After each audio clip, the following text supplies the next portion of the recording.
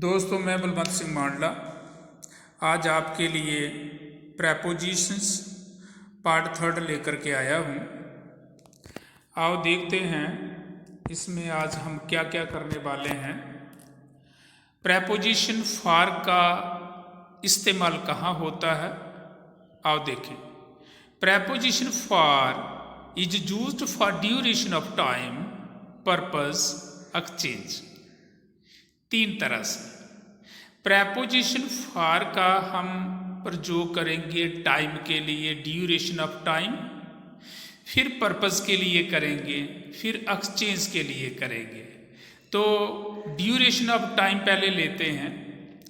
जैसे आ गया फॉर, कहाँ लगेगा? For 2 seconds, 2 minutes, 2 hours, 2 days, 2 centuries, for a long time, for many days, for many hours, for many months, for many years। तो ये जहाँ पे आता है for का प्रयोग। आओ एग्जाम्पल्स के माध्यम से इसको अच्छी तरह से समझते हैं। Ram has been walking for 2 hours। Ram 2 घंटे से सैर कर रहा है। राम 2 घंटे से सैर कर रहा है। फॉर का जहाँ प्रयोग होता है 2 hours, ऊपर हमने लिखा हुआ है duration of time, mean 2 hours, 2 घंटे से आराम सैर कर रहा है। दूसरे वाक्य को देखें। I have been playing for a long. मैं बहुत समय से खेल रहा हूँ। मैं बहुत समय से खेल रहा हूँ। She had been here for 10 minutes। वो जहाँ पे 10 मिनट से थी। वो जहाँ पर 10 मिनट तक थी। आगे चलते हैं। Charu has been studying for 2 days। Charu 2 दिन से पढ़ रही है। मीन कंटिन्यू है, जी है प्रेजेंट परफेक्ट कंटिन्यू में आता है फॉर। प्रेजेंट परफेक्ट कंटिन्यू में, पास्ट परफेक्ट कंटिन्यू में और फ्यूचर परफेक्ट कंटिन्यू में हम फॉर का प्रयोग जो है इन सेंटेंसों में करते हैं। फिर से रिपीट कर दूं। प्रेजेंट परफेक्ट टेंस में, पास्ट परफेक्ट टेंस में, फ्यूचर परफेक्ट टेंस में। तो ये इसका प्रयोग होता है और ड्यूरेशन ऑफ टाइम के साथ हम दे रहे हैं इसको। तो Charu has been studying for 2 days। Charu 2 दिन से पढ़ रही है, लगातार पढ़ रही है, अभी उसने पढ़ना बंद नहीं किया है। Mother is at home for a while. माता कुछ देर के लिए, कुछ देर से घर में है। I have been studying for many days. मैं बहुत दिनों से पढ़ रहा हूँ। तो ये था हमारे पास duration of time. For 2 seconds, 2 minutes, 2 hours, 2 days, 2 years, 2 centuries, for a long time, जिस तरह से। नेक्स्ट चलते हैं use of for purpose. Purpose के लिए, किसी मकसद के लिए, किसी लक्ष्य के लिए। तो देखते हैं इसका फॉर जहाँ कैसे पर्पस के लिए कैसे यूज होता है। I am going Jammu for study. मैं जम्मू पढ़ने के लिए जा रहा हूँ।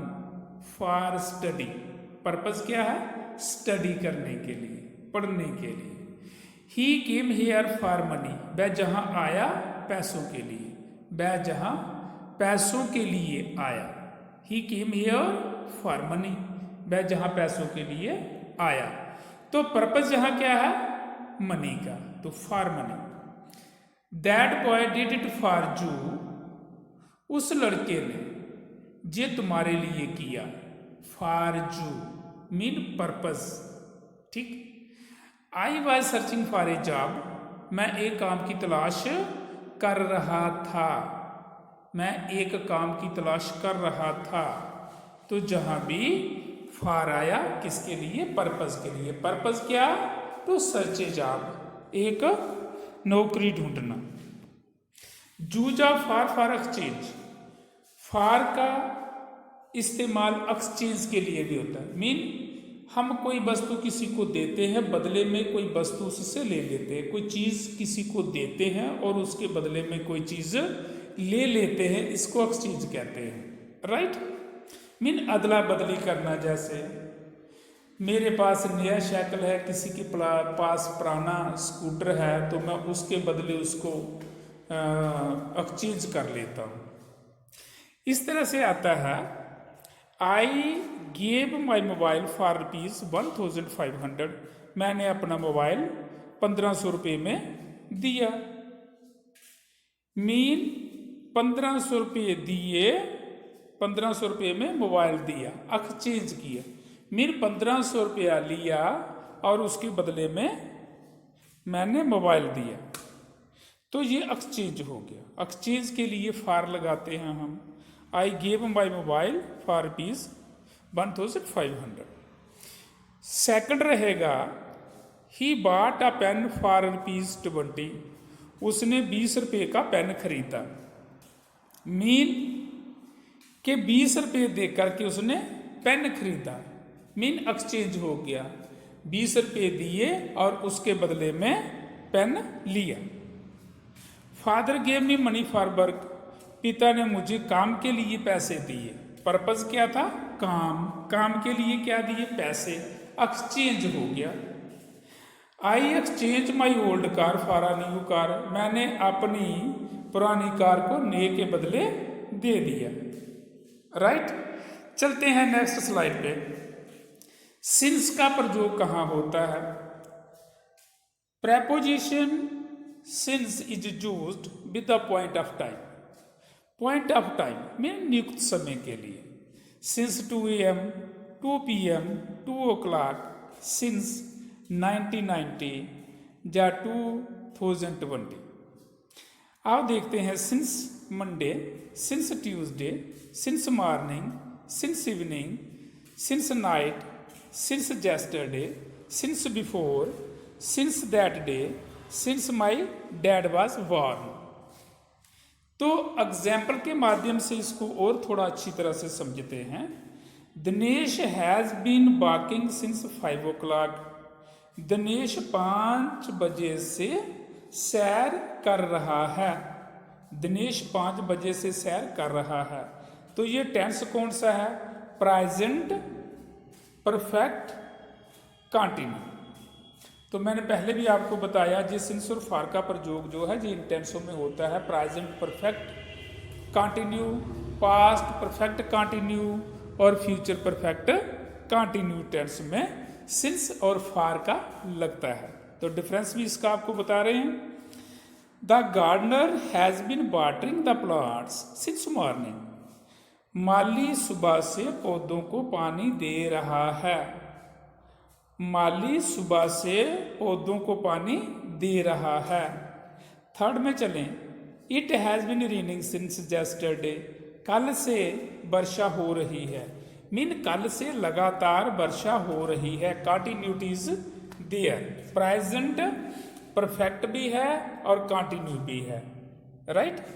आई हैव बीन प्लेइंग सिंस 1990, मैं 1990 से खेल रहा हूँ। कब से खेल रहा हूँ? 1990 से। We have been here since yesterday, हम जहाँ पर कल से हैं, हम कल से जहाँ पर हैं, मीन अभी भी प्रेजेंट हैं वहाँ पे। The farmer has been ploughing the field since morning, किसान सुबह से खेत में हल चला रहा है। किसान सुबह से खेत में हल चला रहा है। चलिए नेक्स्ट स्लाइड पे चलते हैं। अपॉन का प्रयोग हम कहाँ करते हैं? Preposition upon is used when two objects are upon each other. Upon का प्रयोग उस समय करते हैं जब कोई दो वस्तुएं एक दूसरे के ऊपर होती हैं and having no physical touch, और उनका आपस में स्पर्श नहीं होता, मीन एक दूसरे को छूती ना हो। तो उदाहरण से अच्छी तरह से समझें इसे। The roof is upon my head, छत मेरे सर के ऊपर है। Mean upon my head mean दो चीजें हैं, एक तो हेड हो गया, एक रूफ हो गया, दो ऑब्जेक्ट हो गए। And not touching each other, और दूसरे एक दूसरे को जो फिजिकल टच में नहीं है, वहाँ पे हम अपॉन का प्रयोग करते हैं। The roof is upon my head, छत मेरे सिर के ऊपर है। The fan is moving upon my head, पंखा मेरे सर के ऊपर घूम रहा है। मीन डिस्टेंस पे है, पंखा सर के साथ जुड़ा नहीं है, डिस्टेंस पे है, ऊपर है, above. The clock is upon the black board, घड़ी ब्लैक बोर्ड के ऊपर है।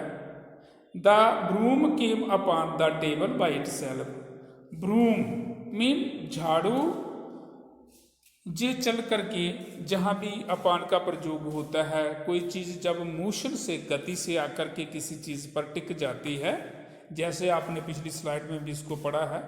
The broom came upon the table by itself, broom mean झाड़ू, किसी एक्सटर्नल फोर्स से वो टेबल के ऊपर आया, अपॉन द टेबल। अब देखते हैं use of inside and outside. Inside का, आउटसाइड का यूज कहाँ होता है?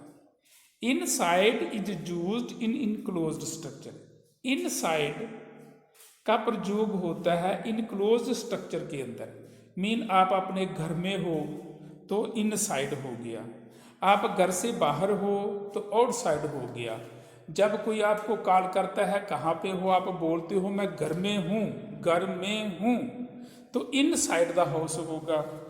आप जब कहते हो मैं घर से बाहर हूँ, तो मीन जो स्ट्रक्चर है, इनक्लोज्ड स्ट्रक्चर है, आप उसके बाहर हो, राइट। तो यहीं पर ये दिखाता है टू ऑब्जेक्ट्स, ये आता है जहाँ inside is used in enclosed structure and outside is used for the outside enclosed structure. Example के माध्यम से समझते हैं। I looked inside the house, मैंने घर के भीतर देखा, घर के अंदर देखा, इनसाइड द हाउस, ठीक है। हाउस जो है इनक्लोज्ड स्ट्रक्चर है। I was inside that house, मैं उस घर में था, मैं उस घर के अंदर था या घर में था, मैं उस घर के अंदर था या उस घर में था। तो ये इनसाइड एक घर जो है इनक्लोज्ड स्ट्रक्चर है जिसमें मैं था। ही वॉज स्टैंडिंग आउटसाइड, वो बाहर खड़ा था। मीन घर से बाहर हो सकता है, स्कूल के बाहर हो सकता है, मीन इनक्लोज्ड जो स्ट्रक्चर है उसके बाहर। She is outside the school premises, वह स्कूल के परिसर के बाहर है। मीन स्कूल का जो परिसर है, ये नहीं है कि सभी तरफ से ढका हो ऊपर से, जैसे स्कूल का परिसर मीन आता है उसकी जो जितनी भी बाउंड्री है वो उसका परिसर आ जाता है, प्रीमाइसेस आ जाता है, तो वो स्कूल के परिसर के बाहर है, तो इसलिए लगाएंगे इसके लिए outside. She is outside school premises. Use of between देखें, अमंग, अमंगेस्ट, ये कहाँ कहाँ आता है? देखिए पहले बिटवीन तो दो के बीच में आता है। कोई चीज़ दो के बीच में हो, कोई वस्तु हो, ऑब्जेक्ट हो, दो के बीच में हो, तो उसके लिए हम अमंग लगाते हैं। फिर अमंग उसके लिए भी लगाते हैं अगर दो से ज़्यादा हों, और हाउ मैनी इज गिवन, और कितने हैं, मीन 5 हैं, 7 हैं, 8 हैं, 10 हैं, 50 हैं, अगर वो नंबरिंग दी होती है कि कितनों के बीच, ठीक है, तो उसके लिए भी हम अमंग का प्रयोग करते हैं। अमंगेस्ट वहाँ आता है जहाँ 2 से ज़्यादा हों लेकिन नंबरिंग कितनी है वो नहीं दी होती, संख्या कितनी है, कितने के बीच में है, कितनी संख्या के बीच में हो है कोई ऑब्जेक्ट, तो वो दिया नहीं होता, ठीक है, एग्जैक्ट उसकी संख्या नहीं दी होती। तो देखते हैं इनकी एग्जाम्पल के माध्यम से इनको समझते हैं। ही is standing between Ram and Shyam, वह राम और श्याम के बीच में खड़ा है। राम और श्याम 2 हैं जिनके बीच वो खड़ा है, बिटवीन 2, तो बिटवीन आएगा 2 के बीच में। I kept the phone between 2 books, मैंने फ़ोन को 2 किताबों के बीच रखा, तो बिटवीन आ गया। फिर आगे आता है आई वाज अमंग 50 पीपल, मैं 50 लोगों के बीच में था, 50 लोगों के बीच में था। आई वॉज अमंग 50 पीपल, तो हमने लिखा हुआ है among more for more than 2, 2 से ज़्यादा। हाउ मैनी इज गिवन, कितने तक संख्या दी है, तो कितने लोग हैं 50 लोग, तो इसके लिए आएगा among 50 people. I was among 50 people, मैं 50 लोगों के बीच में था। फिर आता है अमंगेस्ट, कहाँ आएगा, I was amongst the crowd, मैं भीड़ के बीच था। जहाँ भीड़ जो है उसकी संख्या नहीं बताई है, भीड़ में 100 था, 200 थे, 400 थे, 500 थे, संख्या नहीं दी है। तो भीड़ के बीच में जब था तो भीड़ का, लोगों का वो संख्या नहीं दी है, नंबर नहीं दिए हैं, इसलिए इसके बीच आएगा amongst. I was amongst the crowd, मैं भीड़ के बीच था।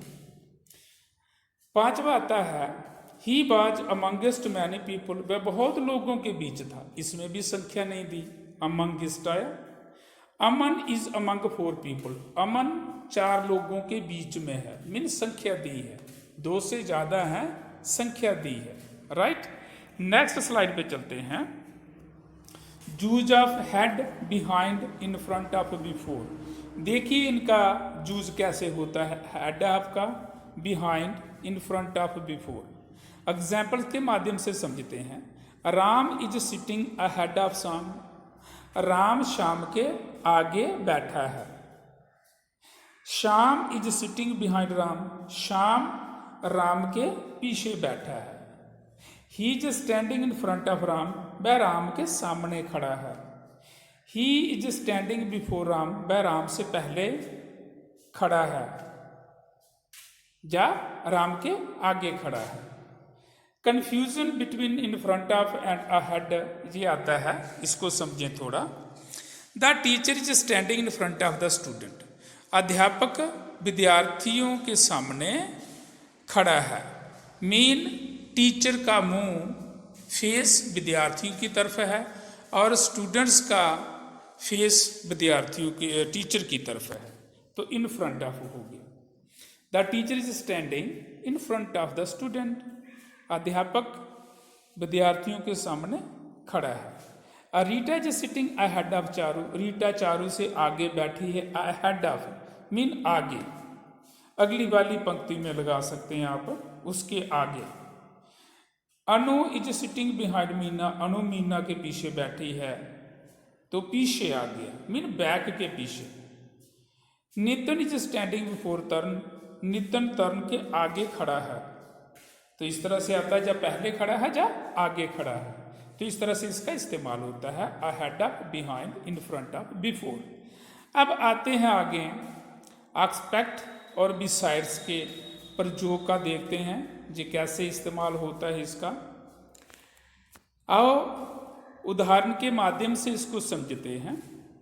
एक्सपेक्ट सैमसंग, सैमसंग को छोड़कर, मीन सैमसंग के अलावा, I have mobiles of many companies, मेरे पास कई कंपनियों के, बहुत सारी कंपनियों के फ़ोन हैं। मीन सैमसंग के फ़ोन को छोड़कर मेरे पास बहुत सारी कंपनियों के फ़ोन हैं। एक्सपेक्ट मीन सिवाय, मीन छोड़कर, ठीक है, तो जहाँ एक्सपेक्ट का आएगा, मीन मेरे पास सैमसंग के फ़ोन को छोड़ करके बाकी बहुत सारे कंपनियों के फ़ोन हैं, इसका अर्थ ये है।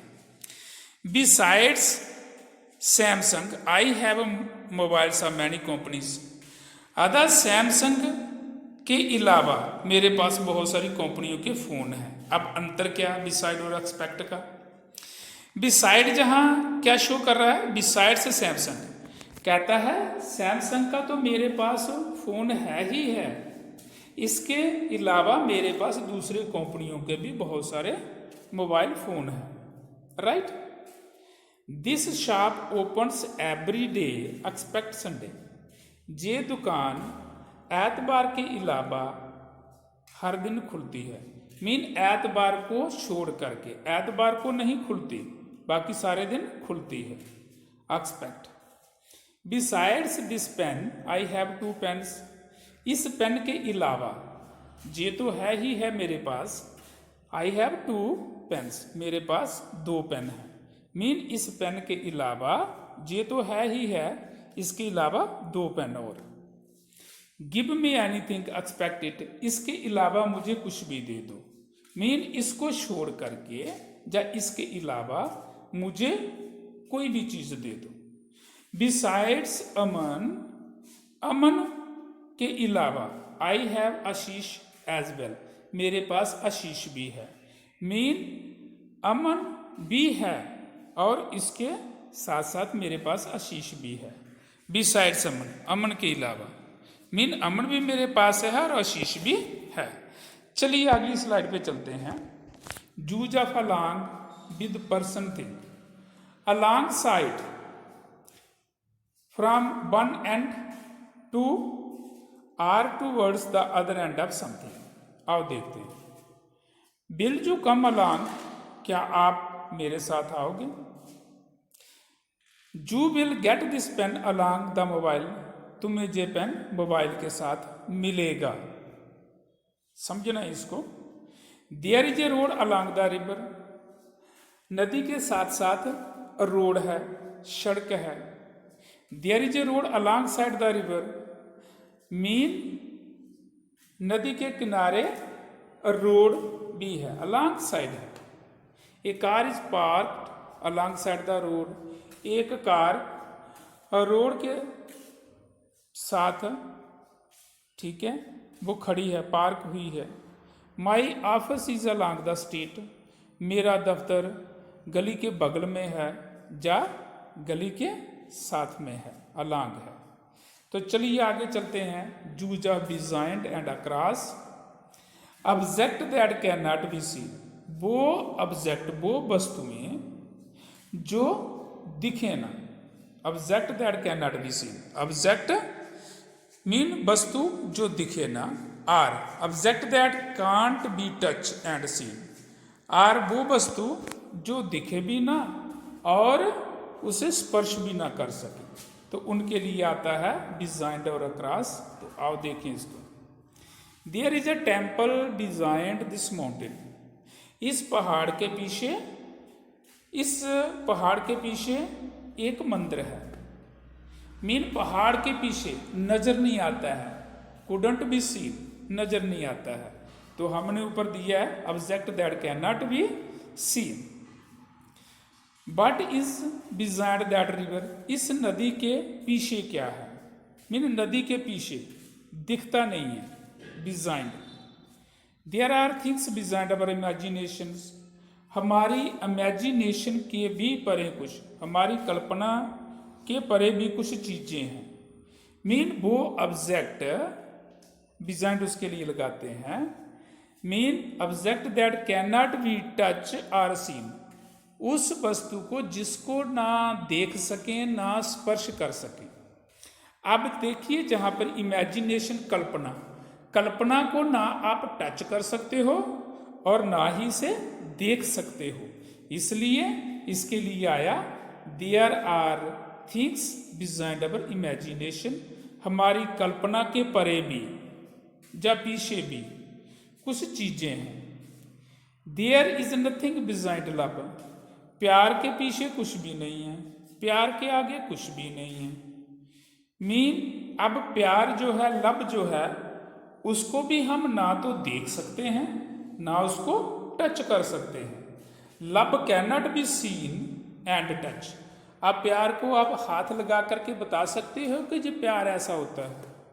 सीन देख सकते हो कि प्यार कैसा है, कितना सुंदर है, तो ये देखा नहीं जाता, सिर्फ महसूस किया जाता है। जैसे ईश्वर गॉड है तो इसको हम सिर्फ क्या कर सकते हैं, महसूस कर सकते हैं।